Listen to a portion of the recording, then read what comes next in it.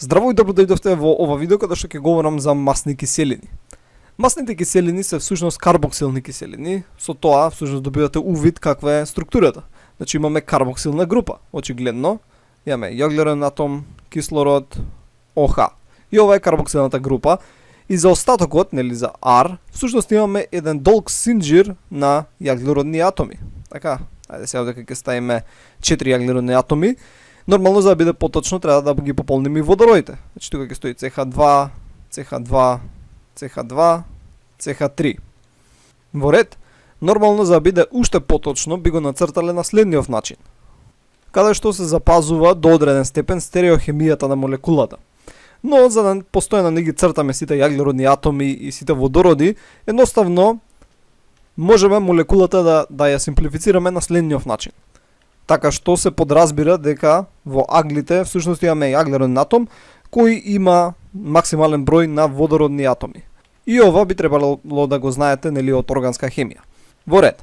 Значи масните киселини ја имаат таа дадена структура. Односно ќе повториме карбоксилна група, С двојна врска О, ОХ и долга верига од јаглеродни атоми. И оваа верига викаме дека е линеарна. Така, значи нема овдека некои прстени и најчесто е така. Имаме една линеарна, неразгранета верига.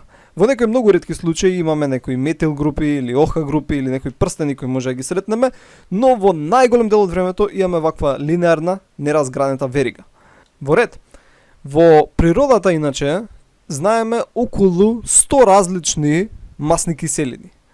Но само 40 од нив ги сретнуваме во биохемија и органска хемија. И разликите на различните масни киселини главно се должат на тоа колку јаглеродни атоми имаат, така значи број на С, така значи колку јаглеродни атоми имаат, дали имаат двојна врска, колку двојни врски имаат и на кои позиции се.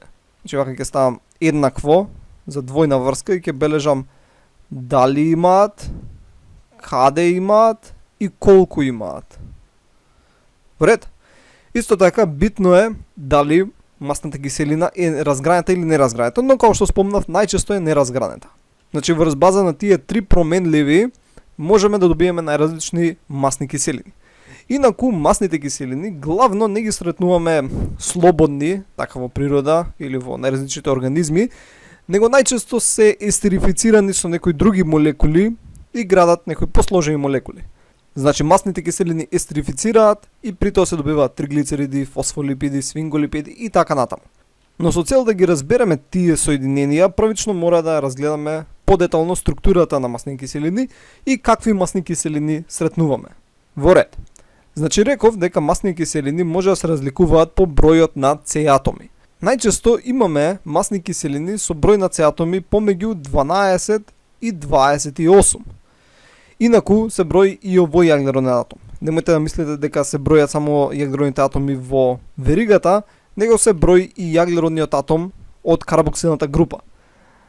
Сега, може да се сретнат масни киселини кои имаат помал број, така значи идат дури до 4 јаглеродни атоми, но најчесто се во овој опсег. И најчесто бројот на С атоми ќе биде парен број. Значи 4, 6, 8 и така натаму.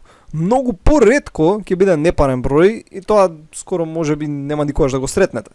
И ова ќе видите всушност зошто е битно кога ќе разгледаме бета-оксидација, каде што ќе се разложуваат масни киселини и тоа ќе иде по број на 2 С атома. Така значи ќе се скратува низата за 2 С атома и кога имаш парен број, многу е полесно да се прават пресметки и многу полесно иде процесот, така не е толку компликувано.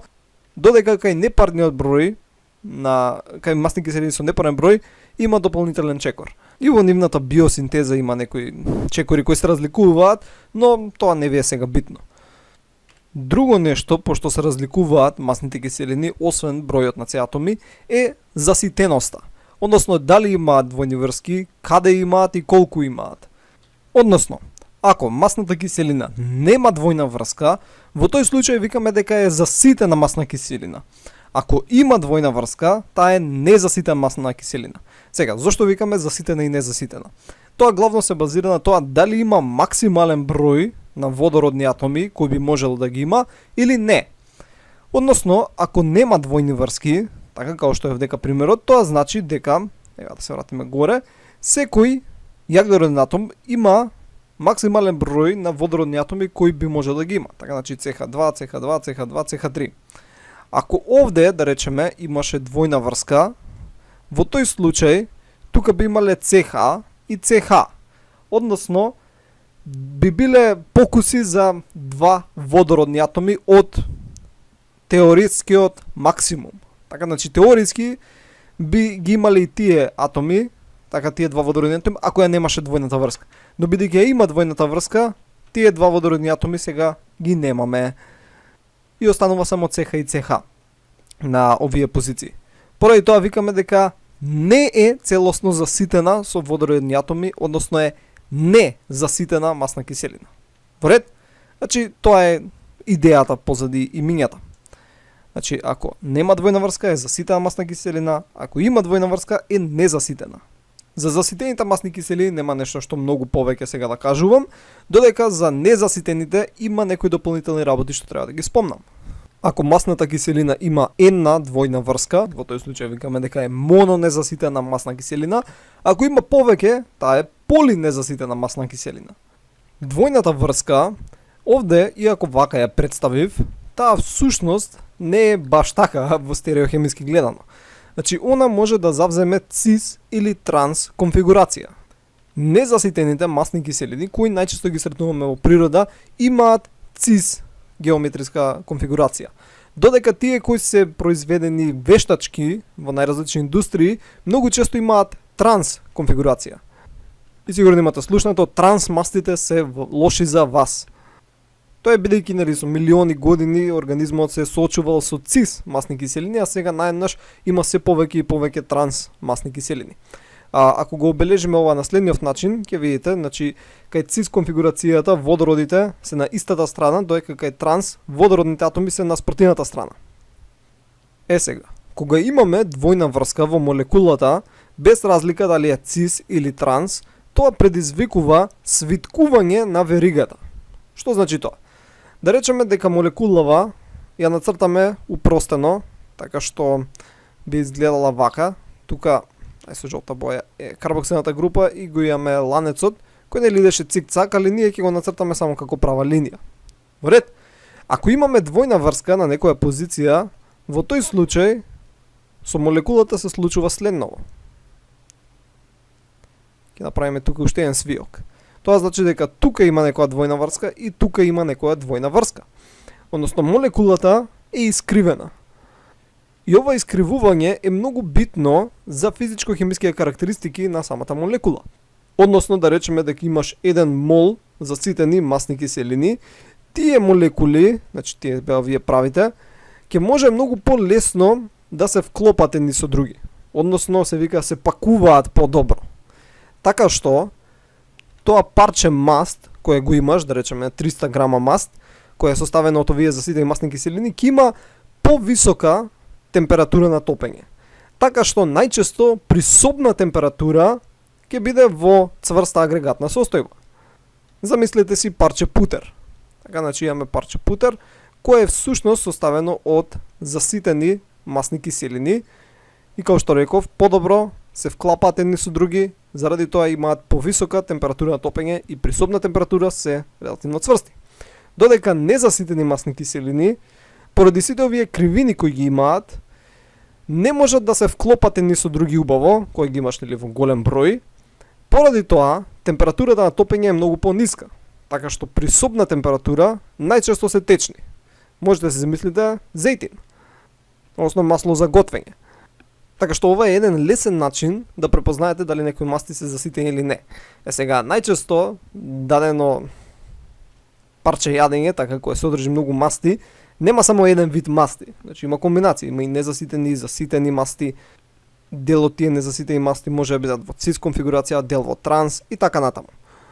Еве овде имаме една табела од различни заситени и незаситени масни киселини и ја гледаме нивната температура на топење. Заситените имаат повисока температура на топење, додека незаситените имаат пониска. Ајде да разгледаме номенклатурата на масните киселини. Првично, масните киселини може да бидат именувани по нивните тривијални имиња. Знаеме дека најчестите органски молекули во природата имаат некои тривијални имиња, кои не се однесуваат многу на структурата на молекулата, едноставно треба да се научат на памет. Таа и таа структура е тоа и тоа тривијално име. И најчесто во пракса се користат тривијалните имиња, мислам не само за масни киселини, него општо за биохемија и органска хемија.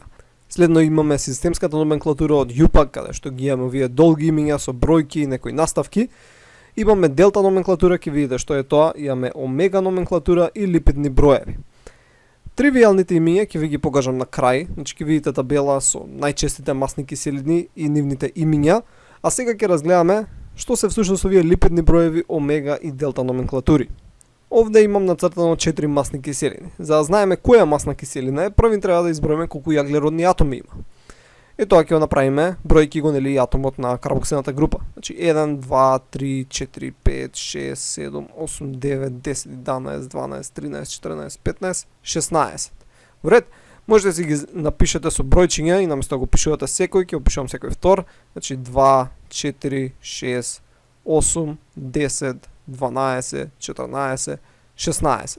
Во ред, оваа масна киселина, користејќи липидните броеви, можеме да ја запишеме како, да знам жолта боја, или нека биде розова боја, 16, 2.0. Првиот број ни укажува на бројот на јаглеродни атоми, вториот број ни укажува на колку двојни врски имаме. Ќе бележам со D за double bonds. Океј? Кај следнава масна киселина, тука, вака, ќе ставиме една двојна врска. Или вака ќе ја нацртам. Нормално имате на умов дека треба да има промена во конфигурацијата, дали да биде цис или транс, но ја вака ќе ја нацртам со цел да би изгледа попросто. Оваа масна киселина има ист број на јаглеродни атоми, но имаме една двојна врска. Тоа значи, ќе ја запишеме 16, 2.1. Во ред? Значи 16 јаглеродни атоми, една двојна врска. Следнава масна киселина има 18 јаглеродни атоми и има две двојни врски. Затоа ќе биде 18, 2.2. И последнава би имала 18 јаглеродни атоми, вака, но ќе има 3 двојни врски. Во ред? Сега, овде ќе се речете добро, ова е релативно едноставно, го сватив, но има една проблематика. Да, ја ќе забележам колку двојни врски има, но ова не ти прецизира на која позиција се. Така, откај да знам кај се тие две двојни врски или кај е таа една двојна врска? Да, знам дека има една двојна врска, но многу е битна позицијата за каква ќе биде структурата на масната киселина и каква функција ќе има понатаму. Поради тоа, како дополнение на липидните броеви, во заграда се пишува делта и како супраскрипт се бележи бројот на јаглеродниот атом каде што се јавува двојната врска броено од карбоксилниот крај. Во ред? Значи броиме од тука. Океј. Значи во овој дека случај се јавува на 9-тиот С атом. Значи ќе бележиме делта 9. Овде имаме две двојни врски. Ќе отвориме заграда, ќе бележиме делта 9 запирка 12. Во ред? Кај третиот имаме делта 9 запирка 12 запирка 15. Океј, значи двојната врска имаме на 9-тиот јаглероден атом, имаме на 12-тиот и на 15-тиот, ако гледаме во тој таму правец. Сега, дополнително, некогаш може да се бележи и дали овие двојни врски се во цис или транс конфигурација. Така што ова овде би можело да се запише како цис делта 9. Ако имаш повеќе, можеш да го бележиш како, сега ова замислете си го продолжение дека целото, цис запирка цис делта 9 запирка 12. Во ред? Така што ќе се знае дека и двете двојни врски се во цис позиција и се наоѓаат на 9-тиот јаглероден атом и на 12-тиот јаглероден атом. Исто би било и за третото, можете дури да се ставите некоја дека е во транс позиција, така значи цис, транс, цис, делта 9, 12, 15. Во ред? Прилично едноставно. Сега, постои и друга номенклатура, која сигурно сте ја слушнали употребувана во јавноста, тоа е омега номенклатурата. Ајде да видиме како изгледа тоа. Повторно ќе нацртам една масна киселина. Кај омега номенклатурата, веригата се бележи на следниот начин. Вториот јаглероден атом, гледано од карбоксилниот крај, го нарекуваме алфа, понатаму следниот е бета и така натаму. Последниот јаглероден атом, секогаш, без разлика кој број е омега. Така, значи, последниот јаглероден атом е омега. Сега, се брои од позади. Значи, се брои од омега се до првата двојна врска. Значи, оваа номенклатура се користи кај незаситени масни киселини. Така што, да речеме дека тука вака имаме двојна врска. Во тој случај, оваа масна киселина би била омега 3. Зошто? Бидејќи, како што рековме, се брои од омега крајот. Тоа е 1, 2, 3. Двојната врска се наоѓа на третниот атом, така јаглероден атом, ако се брои од метилниот крај, односно од омега крајот. Во ред, значи се брои до првата двојна врска. Оваа овдека, како ќе биде омега номенклатурата? Повторно ќе биде омега 3, иако има двојна врска и тука. Ако ја немаше оваа овдека двојна врска, да речеме вака беше, во тој случај ќе беше омега 6. Ајде да изброиме. 1, 2, 3, 4, 5, 6. И сигурно сите сте слушнале за омега 3 масни киселини или омега 6 масни киселини. Тоа може бидат најразлични масни киселини по број на С атоми и по број на двојни врски, но првата двојна врска, броена од омега крајот, односно од метилната група, нели тука имаме метил група всушност, CH3, се наоѓа на позиција 3 или пак на позиција 6. Така што ако би се навратиле тука горе, оваа масна киселина 16.1, каде што делта 9 беше позиција, оваа со омега номенклатурата би била, да земеме зелена боја, 1, 2, 3, 4, 5, 6, 7. Би била омега 7. Сега ќе речеш, добро, а зошто беа другите букви? Епа може да се брои и од другите С атоми. Може да се брои од предпоследниот, да биде 1, 2, 3, 4, 5, 6. Така што ќе биде, сега лупам буква, не знам која буква таму ќе беше од позади, ќе речеме делта, нема врска, не е делта, некоја друга буква е, делта 6. Вред?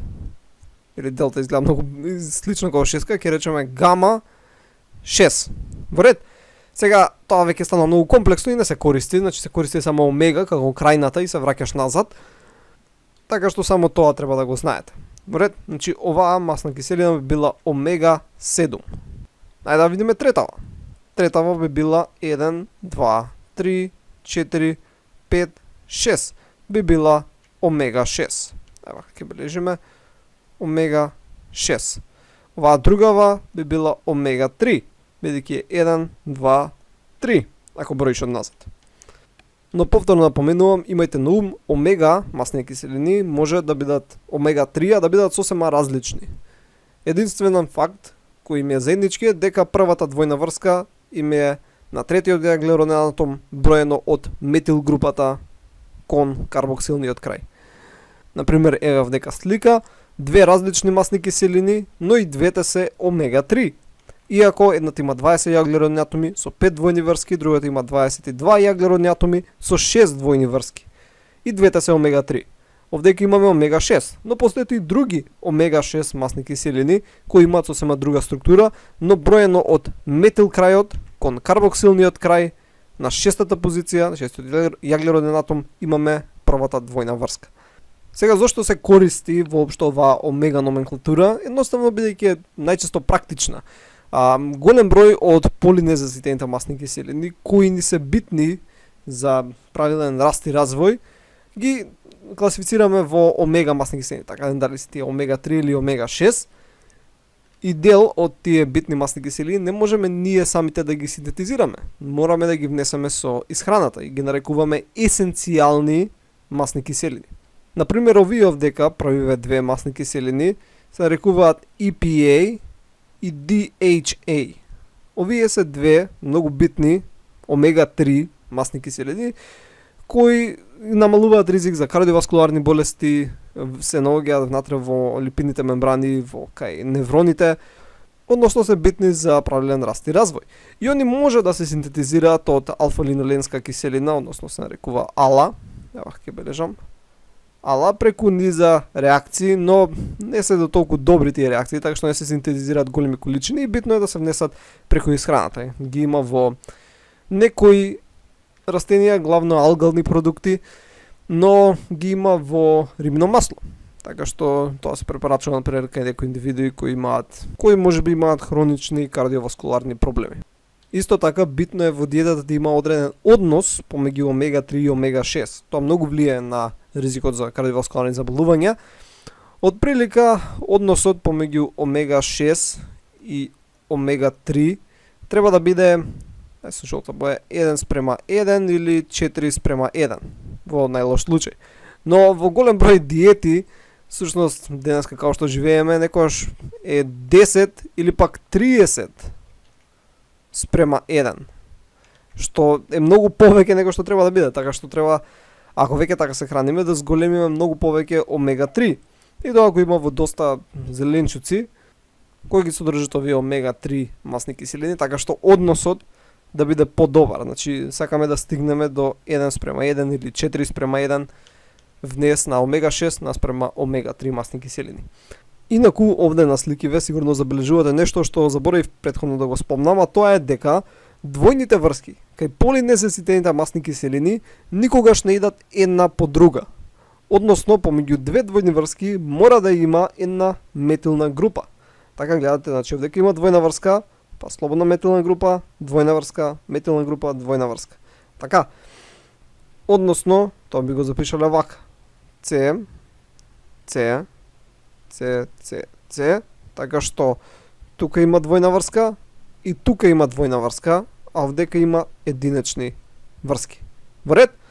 И тоа е правило. Значи не да ја ставате двојната врска една по друга, вака, или пак вака.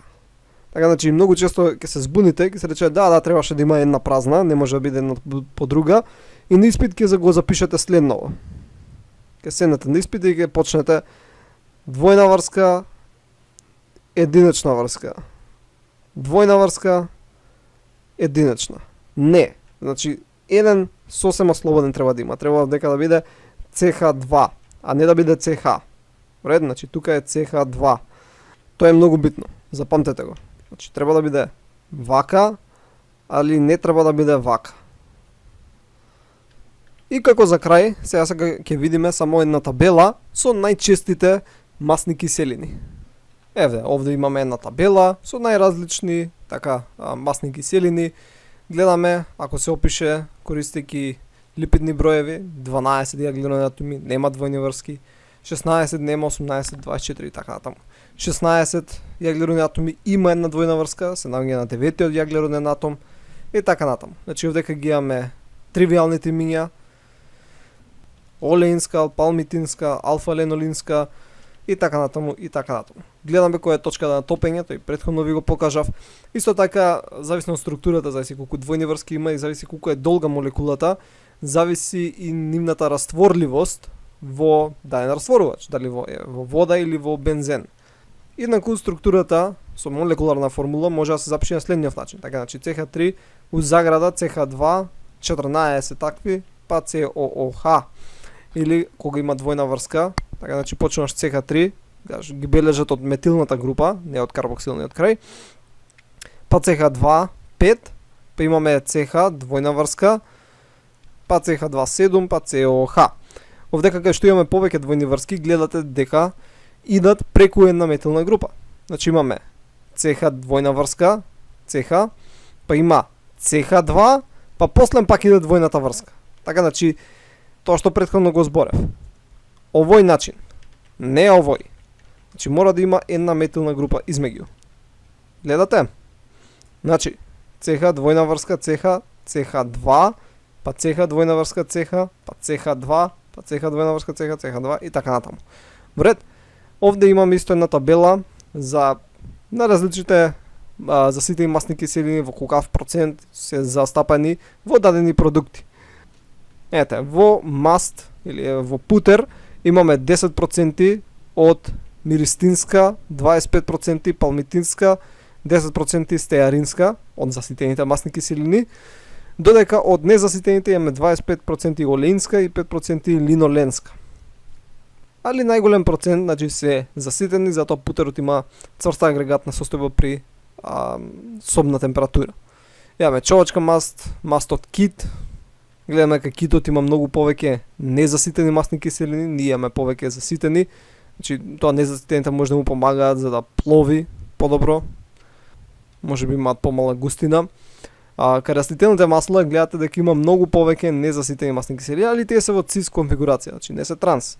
Додека има многу малце заситени масни киселини. Овде лево претходно ги видовме имињата на македонски јазик, значи лауринска, миристинска, палмитинска, стеаринска, арахидинска и повторно се сличните, само имаат различни букви на одредени позиции. Наместо арахидинска е арихидонска. Така, наместо палмитинска е палмитоленска. Така, значи гледате, има некои мали разлики и треба да се запазат кога се пишува или пак кога се чита, дали е едното или е другото. И тоа е главното што сакав да спомнам за масни киселини. Нормално може да се збори повеќе, каде се наоѓаат масни киселини во индустријата, дека се прават сапуни од нив, едни масни амиди, масни алкохоли и така натаму. Понатаму во други видеа ќе видиме како масни киселини учествуваат во метаболизмот, како се добива енергија од нив, нели преку процесот на бета-оксидација. Спомнав дека масни киселини главно се естерифицирани со други молекули во организмот, иако може да ги најдеме и слободни, но многу ретко. Најчесто се врзани со протеини во форма на хиломикрони, липопротеини, LDL, HDL. Осно HDL нема баш, него во VLDL и LDL. Но се тоа ќе го разгледуваме многу понатаму во курсот по биохемија. Сега ви е битно само да видите структурата и номенклатурата на масните киселини. Тоа беше се, ќе се видиме во следното видео. Довидување.